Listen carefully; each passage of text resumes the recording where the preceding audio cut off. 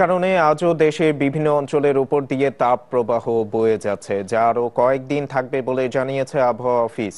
সিলেট বিভাগের কয়েক জায়গায় গত রাতে এবং আজ সকালে বৃষ্টি হয়েছে।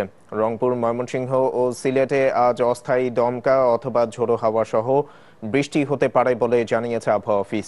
সেই সঙ্গে আগামী 3 দিনেও দেশের বিভিন্ন জায়গায় বৃষ্টির পূর্বাভাস দেওয়া হয়েছে।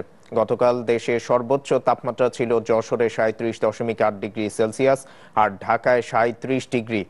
আজ সর্বোচ্চ তাপমাত্রা 38 ডিগ্রি সেলসিয়াস পর্যন্ত উঠতে পারে বলে পূর্বাভাসে জানানো হয়েছে।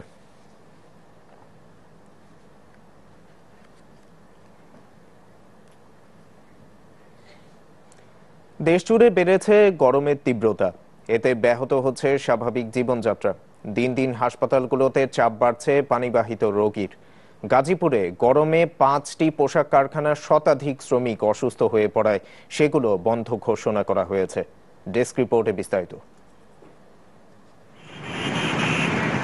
মাথার উপর প্রখর রোদ, ব্যারোমিটারে তাপমাত্রা 37 ডিগ্রি সেলসিয়াস। এই অসহনীয় অবস্থা যশোরে। সপ্তাহখানেক ধরে এই পরিস্থিতি চলছে। আবহাওয়া অফিস দেশের সর্বোচ্চ তাপমাত্রা রেকর্ড করেছে এই জেলায়। প্রচন্ড গরমে সবচেয়ে বেশি অসুবিধায় পড়েছে খেটে খাওয়া মানুষ। বাড়ি ঘুমানো যাচ্ছে না, অত্যন্ত কড়া গরম লাগতেছে, মাথা মাথা ঘুরতেছে। একই অবস্থা লক্ষ্মীপুরে। গরমে অনেকেই অসুস্থ হয়ে হাসপাতালে ভর্তি আছেন। এর মধ্যে বৃদ্ধ ও শিশুর সংখ্যা বেশি। গরমের কারণে হৃদরোগ রোগী আসছে বা মারা গেছে, এই ধরনের ঘটনা ঘটে। কিন্তু প্রচুর ধরনের সেন্সলেস হয়ে যাচ্ছে আর কি। কিছুক্ষণ মাথায় প্রচুর কাজ করে বলে হঠাৎ করে মাথা ঘুরে পড়ে গেছে। আমরা এগুলার সেবা করতে খুব হিমশিম খাইতে আছি। অনেক আগের তুলনায় অনেক রোগী এখন বাড়ছে। গরমে ফুটপাতে অস্বাস্থ্যকর পরিবেশে তৈরি পানীয় পান করে স্বাস্থ্য ঝুঁকিতে পড়ছে বরিশালের নিম্ন আয়ের মানুষজন। হাসপাতালগুলোতে তাই বাড়ছে কলেরা ও ডায়রিয়া সহ পানিবাহিত রোগীর সংখ্যা।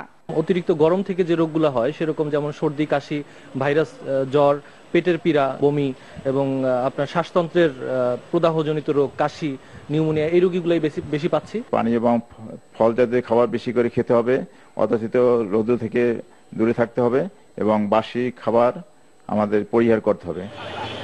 এমন তাপ প্রবাহ থাকবে আরো কয়েকদিন, এমন পূর্বাভাস দিচ্ছে আবহাওয়া অফিস। মৃদু তাপপ্রবাহ চলছে, এই তাপপ্রবাহ আরো কয়েকদিন থাকতে পারে বলে আমরা ধারণা করছি। গাজীপুরের উপর দিয়েও বয়ে যাচ্ছে তাপপ্রবাহ। সেখানে কাশিমপুর এলাকায় 5টি পোশাক কারখানার শতাধিক শ্রমিক গরমে অসুস্থ হয়ে পড়েছে। এই ঘটনার পর কারখানাগুলো বন্ধ ঘোষণা করেছে কর্তৃপক্ষ। এদিকে সকালে সিলেটে হালকা বৃষ্টি হয়েও দুপুর থেকে আবার গরম বেড়েছে। নাদিয়া আফরিন, মাছরাঙা নিউজ ডেস্ক।